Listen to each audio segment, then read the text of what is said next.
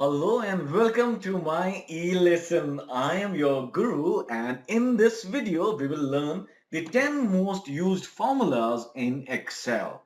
Alright, so here is a raw data sheet that I have created which we would be using to do totals or do examples. Alright, so the first formula we are going to learn is called the sum formula. It allows you to add stuff. Alright, so how do we add stuff now? So this is a bit too lengthy. Okay, this would be great. All right, and over here, I'm going to type is equal to sum, which is the formula to add numbers. All right, and now it says number one, comma, number two, and so on. So what you can do is you can select a cell containing a number, press comma, select another cell containing a number, press comma, select another cell containing a number, and so on and so forth, and close the bracket. You can have around up to 252 such cells in this one formula. And here is your answer. There is another way of doing it. Is equal to sum, open the bracket, and select the cells for which you want to do the total like this, and close the bracket. It is called selecting a range. You get your answer. There is another way. Wow, we have too many options. Is equal to sum and type in the number. 5 plus 7 plus 13. I don't know what it is now.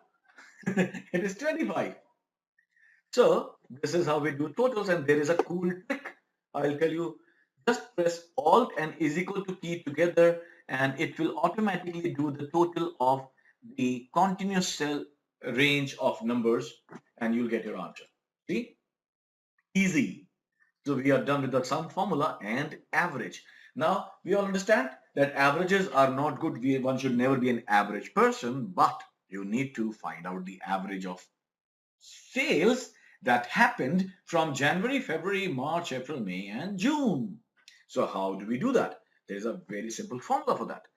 That is equal to, let's keep bring it over here itself. Is equal to AVERAGE and open the bracket and it says select your numbers. The way we did with the sum formula, we can select our numbers one by one. Again, comma, comma, comma, and another comma, and you can have this number also, so you can leave these two behind. And the average is 581. All right, that's one way. Other way is equal to average and select this range. Close the bracket.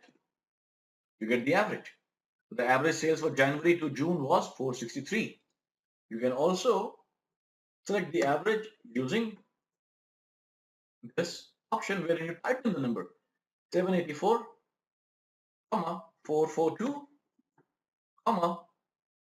6 is 8, and I'm tired of typing more numbers.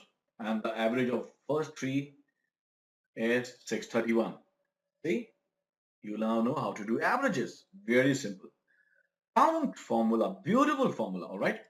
Now what it does is, it counts the number of cells in a range that contain numbers, all right?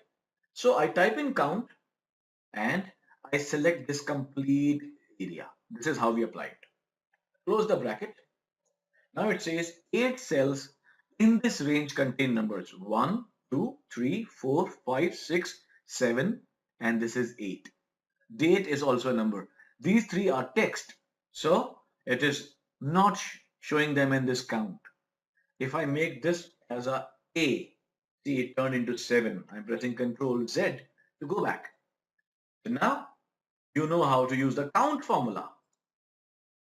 And counter, beautiful formula again, is equal to COUNTA, and it says count the number of cells in a range that are not empty. Now, in this range, we want to find out the cells which are not empty. See, there are 11 cells in this range which are not empty. For example, now if I delete one over here, now we know there are 12 cells in this range that are not empty, that contain anything. So that's the counter formula for you. Let's move on to the next one. These are all very, very useful formulas. Concatenate. All right, this is beautiful. Amazing formula. Is equal to concatenate, and it says joins several text strings into one text string. For example, I happen to have, say, first name and last name. Let's assume that this is the first name and this is the last name. Or let's say this is the country name and the city name. I want to have them together.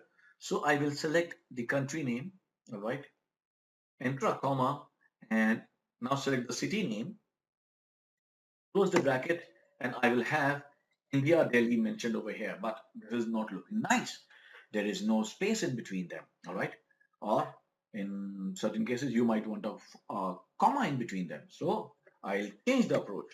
I'll type in is equal to concatenate, open the bracket, select text one, press comma, enter the quote symbol, enter a space, close the quote symbol, give a comma, and now select the second cell which you want to have join, close the bracket, and you have India, Delhi. We can edit this formula by double clicking over here, and between these quotes we can mention a comma symbol. Now see what will happen. It's India, comma Delhi, right? We can do this with first names and last names. Very common example. Now, if formula is a beautiful formula. Now, by the way, I'm showing you a shortcut version. So if you want to see even a more detailed version of these videos, you can go to my website, myelesson.org, and check out all these videos. There are also practice files available there for you to download, which you can use for practicing. Okay, next topic is if formula. One of the most used formula. Okay, say, okay, and let's see. Let's see, how do we give an example? If formula is a logical formula which checks whether a condition is met and returns one value if true and another value if false. All right. So what we'll do is we'll type in if, and it says logical test. My logical test can be, say, if this cell is equal to a text, say India. All right. Comma, value if true, say Hindi, which is the language of this country, and value if false, say if it is, we can mention the text as, okay, since you want a text as an answer, you have to mention it in quotes, and if it is not India written over here, then we can mention other language. See, I'll show you an example with numbers also, and close the bracket now.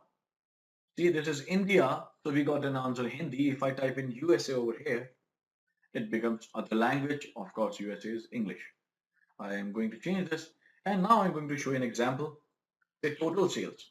This is a bit advanced version of if formula. If the total sales is less than or equal to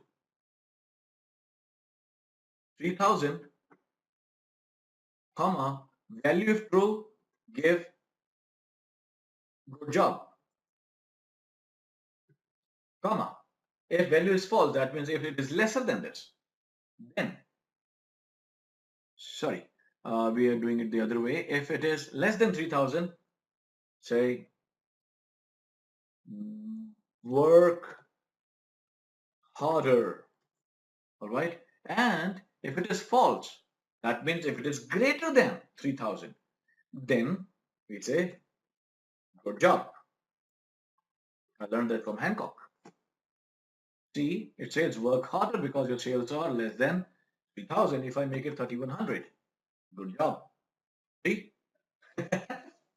So if you believe that I'm doing a good job, do give a thumbs up on this video, all right? And now we are going to use count if formula. Beautiful formula, very effective, very useful. Now, I want to find out is equal to count if counts the number of cells within a range that meet a given criteria.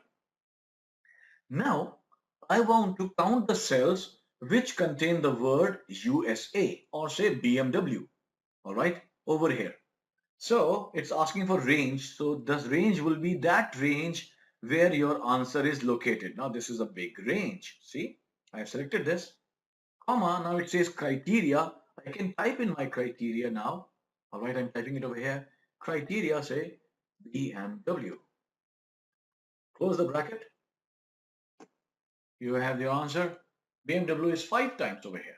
All right, if I say there's another way of doing this. If I mention Volvo over here and is equal to count, if I want to find out number of time Volvo is mentioned, so I select this range. Okay, I'm using a keyboard shortcut where I press shift plus control and the down arrow and everything got selected in that column and it says criteria. Now I'm scrolling up and instead of typing in the criteria, I'm selecting this criteria. I am closing the bracket now and the answer is again 5. Volvo is also 5. So let me make a Mazda as Volvo. It should be 6 now. See, this is 6. So that's the COUNTIF formula. I'm going to show you another trick to delete stuff completely, even removing the formatting. So that's an additional feature for you. In the Home tab, select clear all, everything goes. Like that. Oh, VLOOKUP, everybody's favorite, right? So let's learn VLOOKUP now. So for VLOOKUP, say we want to have this our names over here. Let's take this example. All right, we want to find out the total sales. All right, the total sales. And let me have only one name. I'm mentioning the header for you and total sales. And I give it a space. All right, and I give it some bigger size. There we are. Okay, for Honda. Now we want to find out the total sales for Honda using VLOOKUP. Is equal to VLOOKUP and it says select your lookup value. So my lookup value would be Honda, comma, table array. Now table array would be that range which contains your answer. Be sure that it starts from that column which contains your lookup value, which is Honda. Excuse me. So now I selected this area, comma, it says column index number. Now this is the most important part. A column index number is simply way of Excel asking you from which column should I give you the result. Since the result is located in this column which is called total sales and its number should be what? 1, 2, 3, 4, 5. But that's not the case because our range is starting from product. So the column number would start from here. 1, 2, 3, 4. Type in 4, comma 0 for an exact match. Press enter and you get the answer 3100. Instead of Honda, if I type Volvo over here, I'll get the answer as different answer. If I type BMW over here, I'll get a different answer. See, this is a very, very simple way of using VLOOKUP formula. So now you know VLOOKUP. This itself deserves a thumbs up, guys. Do give a thumbs up to this video. And now a very important aspect, though this is not a formula, but a very important feature that is called creating a drop-down list. All right. Now, many a times while you are doing data entry, you might be required to create a drop-down list. Say over here itself, I want to create a drop-down list. So how do I do that? So I go over here, click in this cell, go to data, all right, and go to data validation. And from here, I say list and it tells me a source. So I'll select a source. I click over here and say this is my source. All right. And I press OK. Now see my drop down list is ready. I can use my VLOOKUP with a drop down formula. See the answer is changing. Wow. You learned drop down with VLOOKUP also. This also deserves a thumbs up or a good comment. And SUMIF formula. This is very, very important. Now, a SUMIF formula says that based on a condition, you can get a result. Say, for example, is equal to SUMIF It says range, criteria, sum range. So say for example, I want to find out the total sales for just BMW from this range. All right. So what will I do? I'll select this area, this range. This range is the one which contains the criteria, and then say I can have my criteria mentioned over here. This can be my criteria, or I can even type it in, comma, sum range. Which cell do we want? Which range do we want to total up? This is the range that we want to total up. I selected it, and now I'll close my bracket, press enter, and for Austin Martin, the result is the total sum is 19290. If I choose say Honda, it will change to 180640. If I choose Mercedes, it changes again. So this is SUMIF formula. So guys, today we covered 10 most used formulas in Excel, which you can also learn in even greater detail at my website myelesson.org. And if you like this video, do like, click on this thumbs up button. And if you have a question, do mention it in the comments over here and I will surely reply to you. And if you would like to subscribe to this channel, then please do. It will motivate me to further create more such videos, and also you will get notified whenever I send out a new video on the web. So hope you like this video. Until the next video, this is your Guru now signing off for the day. Have a wonderful day ahead. Happy learning.